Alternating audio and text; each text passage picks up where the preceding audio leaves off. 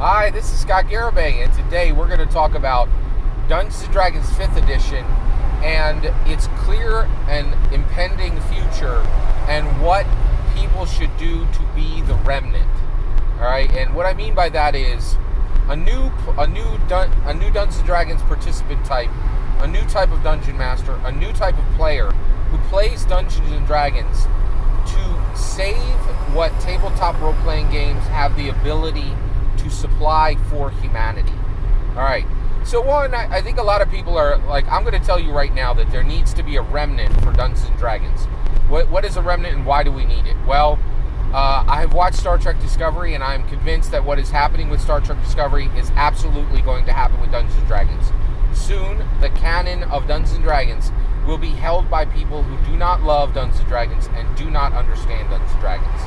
So I hear you. You're like, oh, well, that's no problem, Scott. I got a great little game over here that I play called OSC. I got a game called Index Card RPG. I got a game called Five Torches Deep. I got a game, I have all my OSR games, and I'm good to go. I have Knave.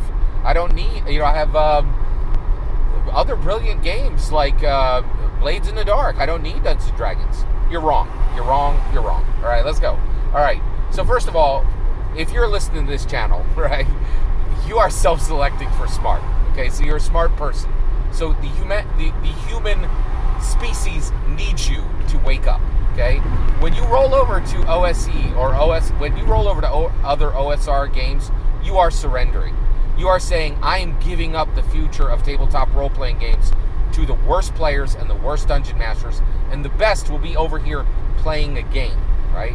Now, the reason I feel so strongly that we need to build this Dungeons & Dragons remnant, this group of players, dungeon masters and players, who still know what Dungeons & Dragons is, still love Dungeons & Dragons, and play the current edition of Dungeons & Dragons, with even remembering the fact that it is layered in nonsense and in all the cruft of the people who do not love it and do not understand it, have attached and bolted to its frame, right? Like, this will be like an elephant that's been weighed, that just, like, had fake tusks, like, glued to its side, like, that's where it's going. That's what it'll be. So why do we need this remnant? Well, I'm convinced that tabletop role-playing games are not games. I believe they're the future of knowledge. I think they're the future of knowledge transfer and true understanding and philosophy for the human race.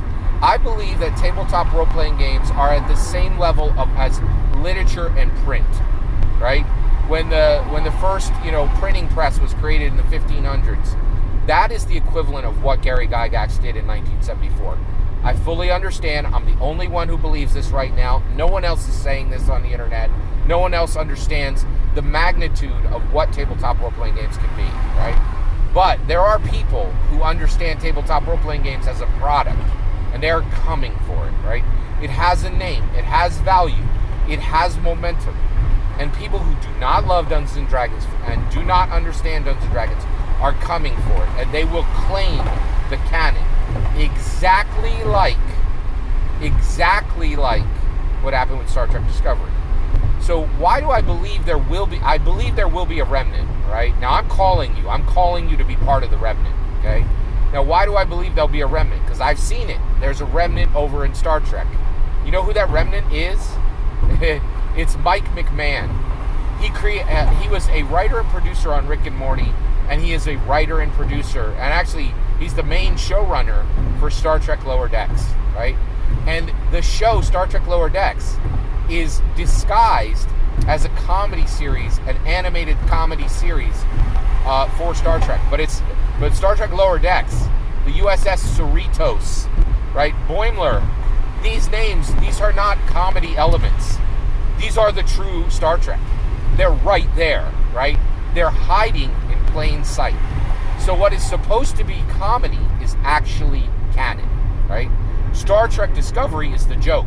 Star Trek Lower Deck, because it is made by someone who loves Star Trek and who understands Star Trek, Mike McMahon, is not a joke in any way. And if you watch it, you'll see it's not really funny, right? It carries forward and honors every major principle of Gene Roddenberry. And so that's what I'm saying. It's both in the Dungeons & Dragons Design 5e team and in the Dungeons & Dragons Design 6e team. When the game is controlled by people who don't love it and don't understand it, and that's not the case right now. Mike Mearls loves D&D and understands D&D, okay? But when the canon of D&D is handed over to people who do not love Dungeons & Dragons and do not understand Dungeons & Dragons, there will still be a remnant. There will most likely be a product that carries forward Gary Gygax's vision, right? And one of the reasons why is because D&D is so large, right? And we and the human race, so that it can evolve its own knowledge exchange, right? And allow tabletop role-playing games to take the cultural significance place of print, of how stories are told, how we learn and grow as human beings in the area of knowledge. Tabletop role-playing games, and specifically Dungeons & Dragons, is the main talisman for it. And it will need a remnant of Dungeon Masters. It will need a remnant of players who understand Dungeons & Dragons and love Dungeons & Dragons. I'm calling you to be that remnant. Prepare yourselves now. Get yourselves the skills you need now to be the remnant. All right? All that's my opinion. I'd love to hear your thoughts. Do you think I'm wrong? Do you think that Dungeons & Dragons the canon will always be controlled by people who love it and understand it? I'd love to hear your thoughts. Let me know in the comments below. Please consider liking and subscribing, and have a wonderful millennium.